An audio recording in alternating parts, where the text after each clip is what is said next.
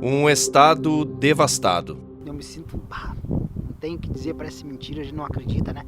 E foi tudo embora, não sobrou nada. Cara, não tem explicação para sentimento, né, velho? É uma coisa desoladora, entendeu? Foi arrasadora, né, meu? Foi uma coisa assim que nunca ninguém viu na vida, né, meu? Destruiu tudo. Não, dali para baixo não existe mais nada.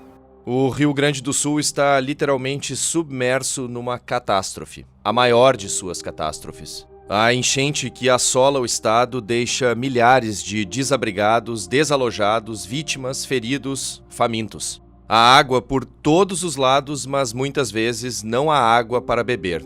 Os abrigos estão cheios, o que gera uma convivência difícil, cheia de tensão e estresse, como se uma cidade inteira estivesse aglomerada em um mesmo local. E na prática é isso mesmo. As ruas estão vazias, há saques em casas abandonadas, escolas viraram alojamentos, não tem aulas, pouca gente consegue trabalhar, o transporte parou, a luz acabou. Um caos em meio à maior enchente da história do estado, com mais de 440 dos 497 municípios atingidos diretamente. É preciso dizer também que há muita solidariedade. O trabalho de milhares de voluntários tem sido fundamental para outras milhares de pessoas. E a pergunta que fica é: como o Rio Grande do Sul pode se reconstruir? De que forma o estado vai se reerguer? E quanto tempo será necessário para isso?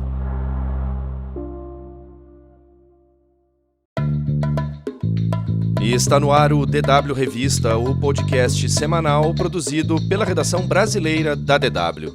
Eu sou o Guilherme Becker e falo diretamente de Bonn, na Alemanha. Nesta edição, vamos abordar a enchente que assola o Rio Grande do Sul. Eu vou conversar com minhas colegas de DW, as repórteres Lígia Guimarães, em São Paulo, e a Jéssica Moura, em Brasília. A Lígia entrevistou o geólogo e planejador urbano americano Robert Olchanski, atuante em processos de recuperação de tragédias climáticas como o furacão Katrina, em 2005, nos Estados Unidos, e o tsunami de 2004, na Indonésia. E a Jéssica conversou com o ecólogo Marcelo Dutra da Silva, doutor em ciências e professor de ecologia na Universidade Federal do Rio Grande.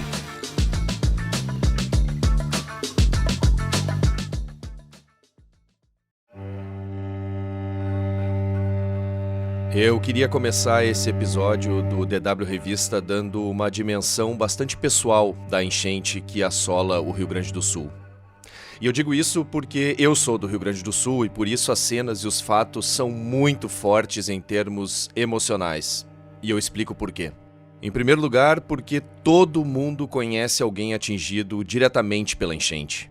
Desta vez, as águas não atingiram somente um determinado número de pessoas em um bairro distante, seja ele rico ou pobre, principalmente pobre no caso, como quase sempre foi, em regiões ribeirinhas. Desta vez são diversos familiares, amigos, conhecidos com casas submersas ou que foram resgatados de barco, de bote, ou então fugiram para algum lugar seguro antes da chegada inescrupulosa das águas. São ruas onde as pessoas passaram a infância e boa parte da vida e que agora estão simplesmente irreconhecíveis. São lugares onde se costumava passear, se divertir, se encontrar com amigos. São prédios históricos, centros de compras, bairros, estádios de futebol, o aeroporto. São estradas totalmente interrompidas por não comportarem mais nada. São rodovias rachadas, lotadas de madeira, de árvores trazidas pela correnteza. São casas que não existem mais, são pontes destruídas que isolam uma população que tenta se manter de alguma forma unida. É simplesmente um caos, um cenário de destruição total. E tudo isso que eu falei aqui faz com que, mesmo tão longe, a gente se sinta muito perto. Por isso tem um simbolismo emocional muito grande diante da impotência e da lembrança de que tudo aquilo que um dia foi não será mais. Ou pelo menos tende a ser diferente. E é por isso que nesta edição do DW Revista nós vamos falar sobre a reconstrução e a reestruturação do Rio Grande do Sul. Sobre a tentativa de reerguer um estado devastado. Lígia Guimarães, minha colega de DW, diretamente de São Paulo, você entrevistou o geólogo e planejador urbano americano Robert Olchanski, que é especialista em recuperação após tragédias como essa. E a primeira pergunta que eu queria te fazer é: existe alguma previsão temporal para a reconstrução do Rio Grande do Sul? Qual vai ser o caminho para a reestruturação do estado? as cenas do Rio Grande do Sul fazem lembrar do Katrina. 2 anos depois do Katrina, os moradores ainda não tinham voltado para a cidade, o dinheiro da reconstrução ainda não tinha sido liberado todo. Eu sei que 5 anos depois, a maior parte da cidade já estava reconstruída. Um tempo regular, uma meta, depende muito da capacidade do poder público de acomodar e organizar todas as forças que surgem nessa hora, né? Todas as ONGs, todas as entidades, todos os cientistas. O papel do governo ser o comunicador, criar um sistema de comunicação muito forte e conseguir recursos para unir todos esses atores que estão envolvidos e planejar, sair com um plano e executar o plano da melhor maneira possível para que seja uma solução que funcione para toda a população, que evite novos desastres, né? Infelizmente, o desastre é também uma oportunidade de avançar para prevenir outros desastres, né? É triste que o ser humano seja assim, mas às vezes as principais mudanças para deixar as cidades mais seguras só acontecem depois dos desastres, foi o que o Robert me falou. E quanto à possível realocação de pessoas em outras áreas por meio dessa reestruturação, Lígia? O professor fala que realmente essa é a reação racional que todo mundo tem na hora. Fala, gente, não dá mais para morar ali. Não é que isso está errado, mas ele descobriu que precisa ser tudo combinado, precisa ser ouvido o morador, a vítima. Tem uma história não, né? Um caso que é inspirador, que é o de a China. Em 2008, houve um terremoto fortíssimo na China, o maior em mais de 30 anos, que devastou cidades inteiras e destruiu uma dessas cidades, um condado chamado Beichuan, numa região montanhosa. E aí o governo até fez um esforço em fazer conselhos e ouvir a população, mas o governo da China, em 2008, aquela economia pujante, eles já estavam craques em fazer cidades e expandir. Eles quiseram fazer tudo em ritmo chinês, né, como a gente chama, muito rápido e com pouca participação popular. 3 anos depois, a China já tinha, o condado de Beichuan já tinha sido reconstruído, só que em outro lugar. Eles acharam mais seguro levar as pessoas para outro lugar a uns 20 quilômetros daí. Uma cidade moderna,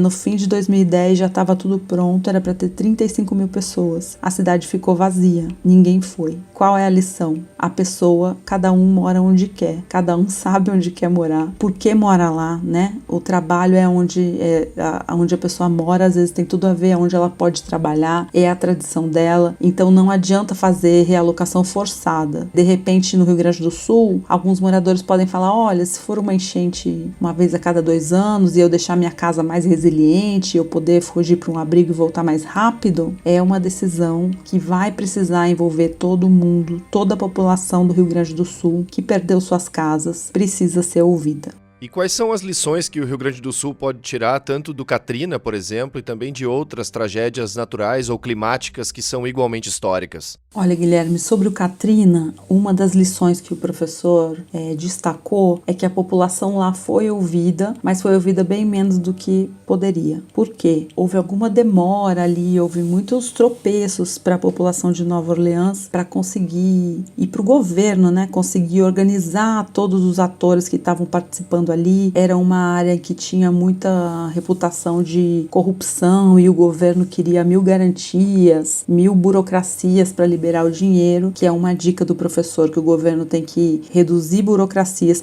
claro, com algum cuidado, mas libera o dinheiro primeiro e audita depois, que não aconteceu lá. Então, no fim, o plano ficou ótimo, com o esforço da população, e ele falou que ficou um plano muito bem feito, mas eles executaram do jeito que dava, né, pelas regras do governo. Mas ele falou que tem um outro caso que a gente pode olhar com atenção, com inspiração, que é da Indonésia. É um país que depois de 2004 teve uma série de catástrofes climáticas, terremoto, tudo. E o primeiro aconteceu quando eles estavam tendo uma guerra civil. E eles conseguiram e tiveram, né, com tanta tragédia uma atrás da outra, eles criaram planos totalmente baseados em consulta popular. A sociedade se organizou para reconstruir, para deixar as cidades mais resilientes, e hoje eles eles têm planos, né? Planos contra desastres. São cidades que funcionam muito bem nesse sentido. É uma região que se recuperou turisticamente, mas é uma região que sabe que tem eventos climáticos e que vai continuar tendo eventos climáticos extremos, mas soube se tornar mais resiliente a eles com a participação popular e o governo apoiando todo mundo e organizando todo mundo e sendo o que garante a comunicação entre todos os atores que estão trabalhando na reconstrução.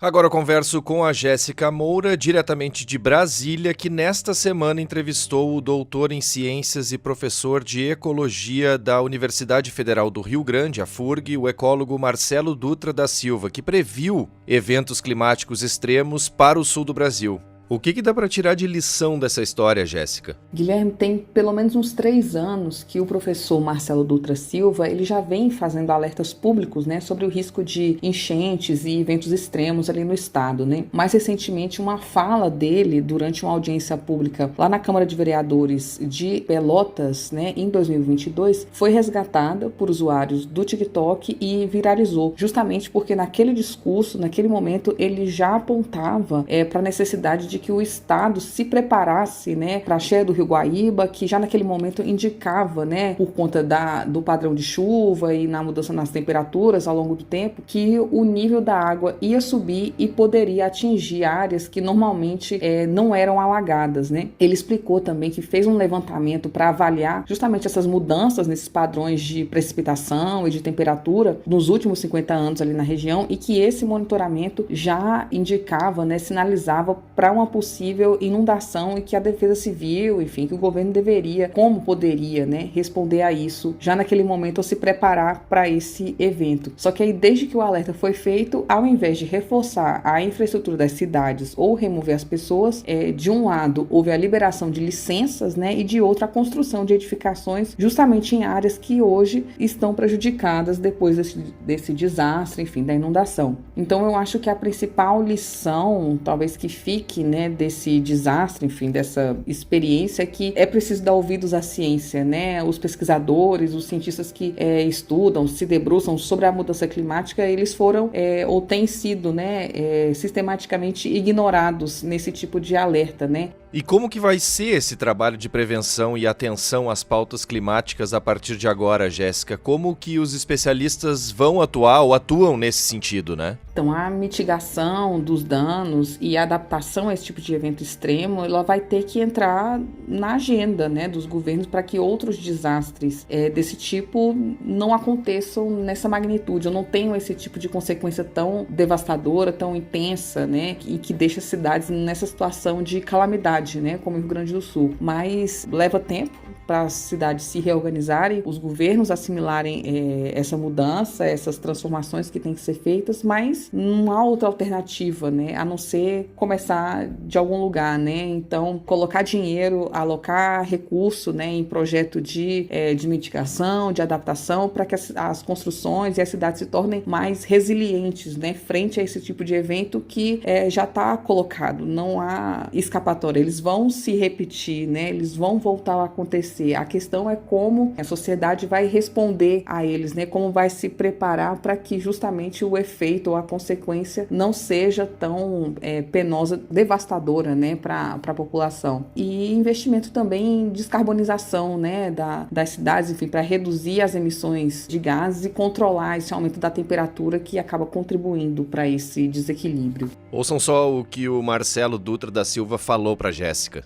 Todos os municípios vão ter que rever, ou revisitar, melhor dizendo, seus planos diretores, porque lá é o plano de cidade. Todos os municípios vão ter que incluir ou revisitar os seus planos, seus planejamentos, seus instrumentos de planejamento, e incluir um instrumento importante que praticamente nenhum município possui, que é um plano de emergência climática. Todo município, talvez brasileiro, tenha que ter um plano de emergência climática. Sem este plano, fica muito difícil da gente reconhecer ver onde é mais vulnerável, o que é realmente uma situação que a gente deve evitar por completo, e óbvio que isso levará alguns anos para ser completo, mas isso tem que começar, isso tem que ter um início, e esse início é agora. Tem gente que me pergunta se essa mudança da cidade é pegar a cidade daqui e transferir de estado. Não, eu estou falando da cidade se reposicionar dentro do contexto, mas se reposicionar para uma parcela de terreno mais segura, uma cota mais segura, mais distante, né, daquela zona de risco que frequentemente é atingida por chuvas volumosas e águas em grandes velocidades.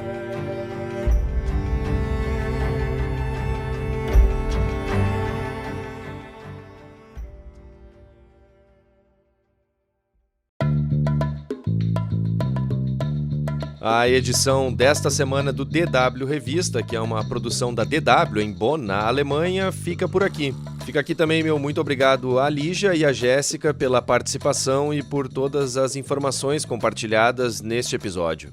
Mais conteúdos você encontra no nosso site dw.com/Brasil e também no canal da DW Brasil no YouTube. A produção, a apresentação e edição técnica do DW Revista são minhas, Guilherme Becker. A revisão final é da Leila Endruvaid e a coordenação é do Rafael Plezan. O DW Revista volta na sexta-feira que vem. Obrigado por acompanhar a gente e um bom final de semana.